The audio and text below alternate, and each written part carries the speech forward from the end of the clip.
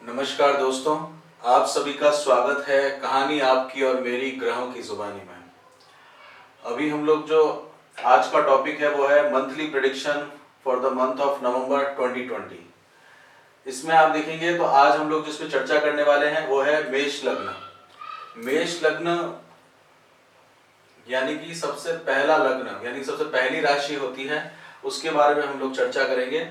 अगर पहले घर में ही एक लिखा है तो आपका मेष लग्न है, और अगर एक जहां लिखा है वहां पे आपका चंद्रमा है तो आपकी मेष राशि है। ये वाला जो पूरा प्रेडिक्शन जाएगा, मंथली प्रेडिक्शन, ये मेष लग्न वालों के लिए जाएगा। मेष लग्न के लिए अगर देखा जाए तो मेष लग्न का जो है लग्नाधिपति जो है वो मंगल है। मंगल यानी कि सेनापति। तो वैसा ही मेष लग्न वालों का एटीट्यूड होता है। मेष लग्न का आप देखेंगे तो उनकी थोड़ी सी गर्दन जो होती है थोड़ी लंबी होती है, एकदम गर्दन लंबी उनकी मानी जाती है।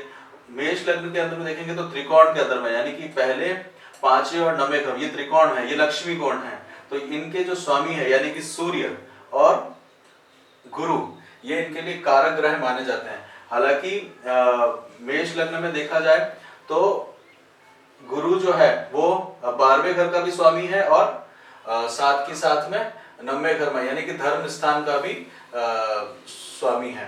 तो फिर भी गुरु और सूर्य का बहुत अच्छा प्रभाव देते हैं दशा अंतरदशा के अंदर में। साथ में अगर देखा जाए तो शुक्र जो है वो मेष लग्न वालों के लिए बहुत ज्यादा प्रॉफिटेबल नहीं रहते, बहुत ज्यादा उपयोगी नहीं रहते, क्योंकि दूसरा और सातवां दोनों ही घर जो है वो मारक घर हैं। तो वो दोनों ही शास्त्रों में मारक घर कहे गए हैं, तो बहुत ज्यादा बेनिफिट नहीं दे पाते। परंतु मेष लग्न वालों के अंदर में सातवीं राशि जो है यानी कि पत्नी की राशि है, तो वो शुक्र की राशि है। तो शुक्र के कारण पत्नी जो है वो बहुत अच्छी मिलती है। साथ के साथ में देखा जाए तो मंगल यानी कि बहुत जो उनका इन हाउस का जो परिवार होता है वो भी किसी ना किसी टेक्निकल काम से जुड़े हुए होते हैं। मेष लग्न जैसे मंगल से रिलेटेड है, तो आप देखेंगे कि ज्यादातर मेष लग्न के अंदर में जो है वो इंजीनियरिंग से रिलेटेड जॉब के अंदर में पाए जाते हैं। और 10वीं राशि जो है जो कर्म स्थान है और जो लाभ स्थान है वो शनि का घर है। तो थोड़ा बहुत शनि के कारण जो फोर्थ स्टैंडर्ड यानी कि जो वर्कर्स होते हैं उनसे काम लेना जो होता है इनको बहुत अच्छे से आता है। और इसी कारण क्या होता है, इंजीनियरिंग गुड्स के अंदर में इनको बहुत बेनिफिट मिलता है। तो अगर मेष लग्न के बारे में और थोड़ा डिटेल में जाया जाए तो मेष लग्न के अंदर में हालांकि पंचम स्थान है, तो मेष लग्न वालों को बच्चों से बहुत प्रेम होता है, तो उनको बच्चे बहुत पसंद होते हैं। आप देखेंगे तो मेष लग्न वाले जहां पे भी होंगे तो बच्चे उनको जहां पे भी दिखेंगे वो इमीडिएटली उन बच्चों के प्रति अट्रैक्टिव होते हैं। परंतु मेष लग्न में और सूर्य के होने के कारण इनके खुद के बहुत कम बच्चे होते हैं, क्योंकि ये बहुत फर्टाइल कुंडली नहीं है। मंगल जो है वो अपने आप में पित्त को रिप्रेजेंट करता है और गर्म होने के कारण पित्त के अंदर में विकार इनकी अंदर देखा जाता है। तो पित्त का प्रॉब्लम अधिकतर मेष लग्न वालों के अंदर में पाया जाता है। तो इसका इनको रेगुलर उपाय करते रहना चाहिए। और ये गर्म ग्रह है, मंगल भी गर्म है और सूर्य भी गर्म है, इस कारण इनको अपने आप में ये चीज पाई जाती है कि मंगल के अंदर और सूर्य के अंदर में पित्त का नाश होता है, जिसके कारण इनको जो है बच्चे जो है बहुत ज्यादा नहीं हो पाते। दूसरा अगर हम लोग देखेंगे ओवरऑल तो मंगल जो है वो एक एक्सट्रोवर्ट है, मतलब कि वो इंट्रोवर्ट नहीं। तो कोई भी बात होगी वो इमीडिएटली उसके ऊपर में रिएक्शन देते हैं। मतलब इनके अंदर में आप देखा जाए तो मंगल एनर्जी है, तो वो इमीडिएटली उस चीज के ऊपर वो बात करेंगे।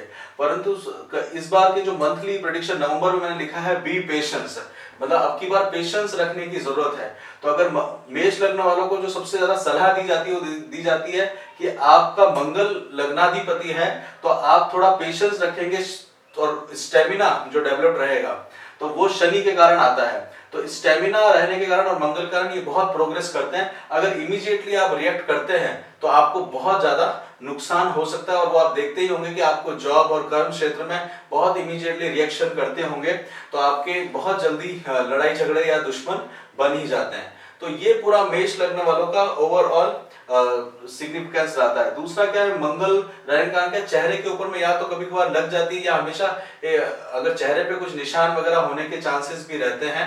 अगर राहु वगैरह की दृष्टि हो तो कहीं चेहरे पे चोट वगैरह भी दिखती है मंगल के अंदर में। या फिर क्या होता है कि हमेशा कुछ ना कुछ थॉट प्रोसेस यानी कि दिमाग एकदम हमेशा चलता रहता है एग्रेसिवली बहुत। तो ये आप देखेंगे कि मंगल लग्न वालों के साथ में उनका दिमाग एकदम एग्रेसिव चलता रहता है, जिसके कारण उनको हमेशा अपने दिमाग को एंगेज रखना चाहिए।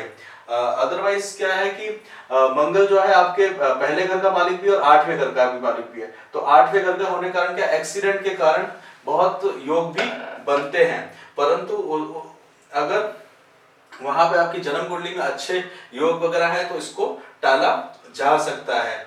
साथ ही साथ में अष्टम भाव का स्वामी जो है केतु भी है, तो केतु को भी कहा जाता है। तो अभी केतु के हिसाब से भी एक्सीडेंट वगैरह के आप लोगों को ध्यान रखने की जरूरत मानी जाती है। तो ये ओवरऑल जो है वो मेष लग्न वालों के लिए बताया गया है। अब हम लोग थोड़ा और आगे की तरफ बढ़ते हैं तो पूरा आपका बर्थ चार्ट देखते हैं इस मंथ का। उसमें देखेंगे कि मेष लग्न में दूसरे हाउस में राहु बैठे हैं। राहु जो बैठे हुए हैं तो इसमें राहु यहाँ बैठने के कारण क्या है, आप बोलेंगे और विवाद खड़ा होगा। चुगलखोरी से बचिएगा आप, वरना क्या है कि इस मंथ में आपको थोड़ा सा नुकसान हो सकता है। जो भी चीज हो रहा है उसको चुपचाप ऑब्जर्व करते रहिए, वरना परिवार के अंदर में भी विवाद क्रिएट होगा। इसके कारण क्या है कि आपका मन एकदम अशांत होगा।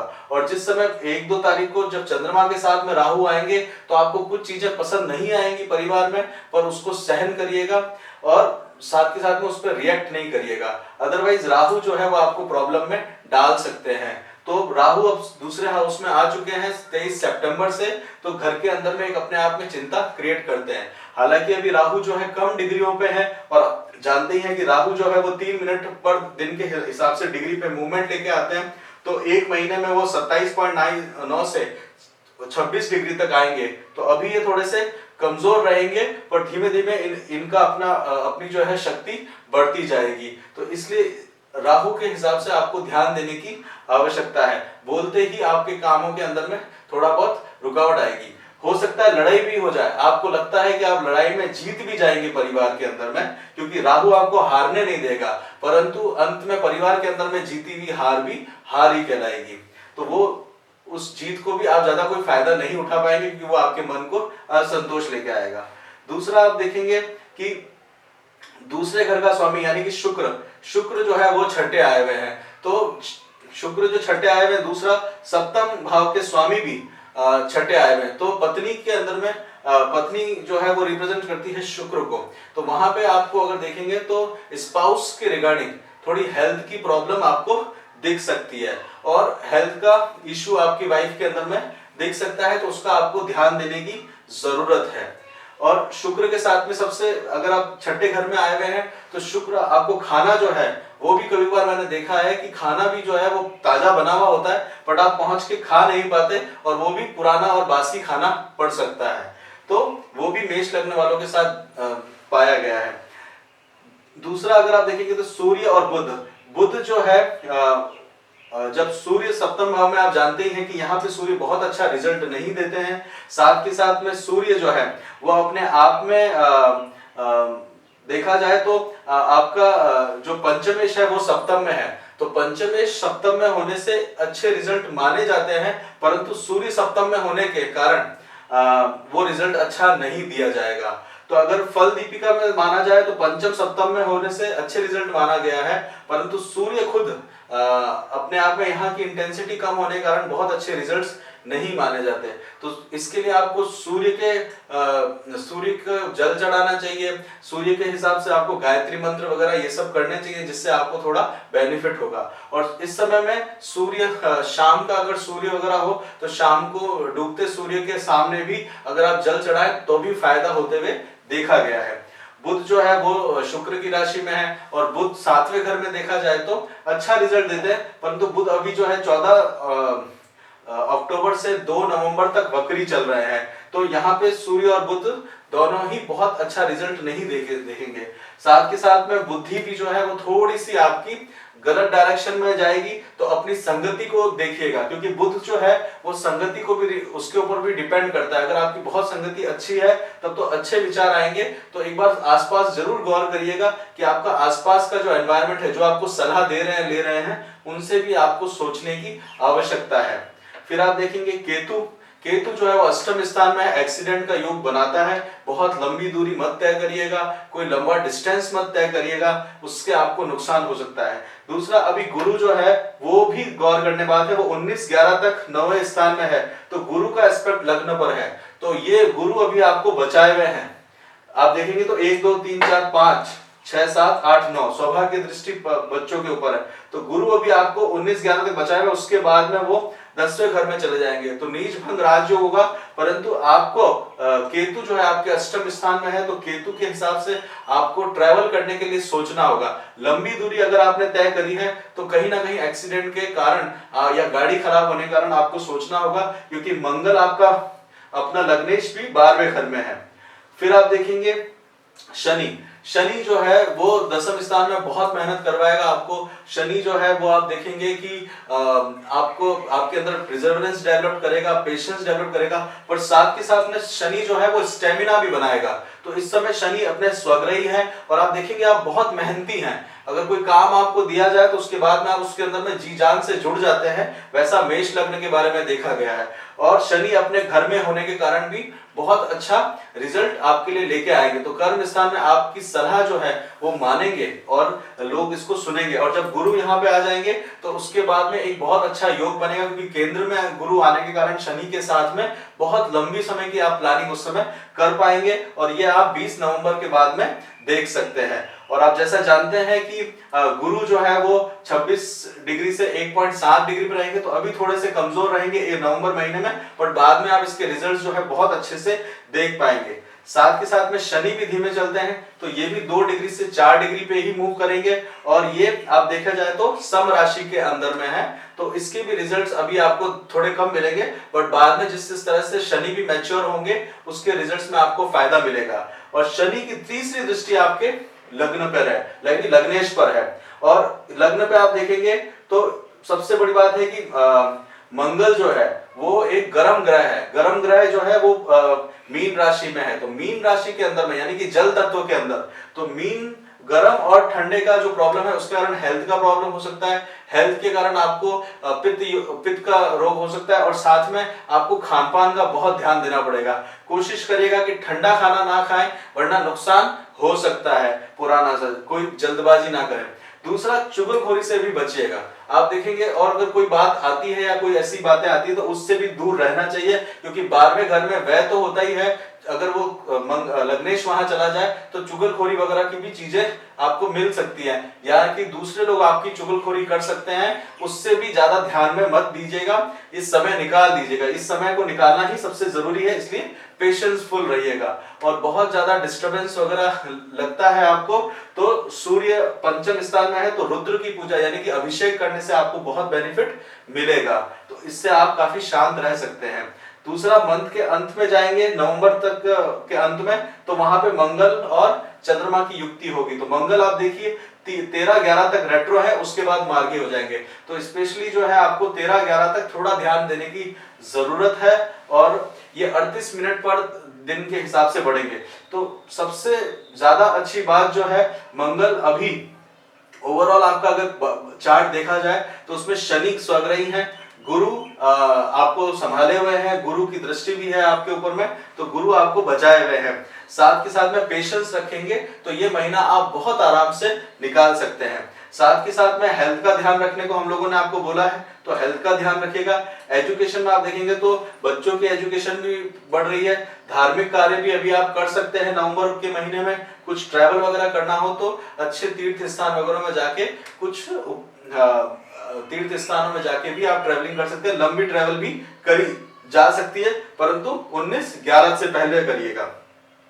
फैमिली से आपको हमने बता ही दिया कि राहु बैठे हैं, तो फैमिली के अंदर में आपको ध्यान रखना है। अगर आप कोई भी बात नहीं बोलते तो ये समय आपका मुंह से नहीं बोलेंगे, तो आपका ये समय बहुत आनंद पूर्वक चला जाएगा। जॉब के रिगार्डिंग और बिजनेस के रिगार्डिंग आप देखा जाए तो जॉब में शुक्र बैठे हुए हैं, तो जॉब में आपको थोड़ा सा खट्टापन जरूर दिख सकता है यहाँ पे, परंतु शुक्र के साथ में आप शुक्र भी यहाँ पे बहुत बुध की राशि में है तो बहुत अच्छे रिजल्ट नहीं देते हैं, और शुक्र आपके लिए मार्केश भी है तो ज्यादा आपको बहुत बेनिफिट नहीं दिखेगा यहाँ पे, तो इसको शांतिपूर्वक निकालने का ही समय है।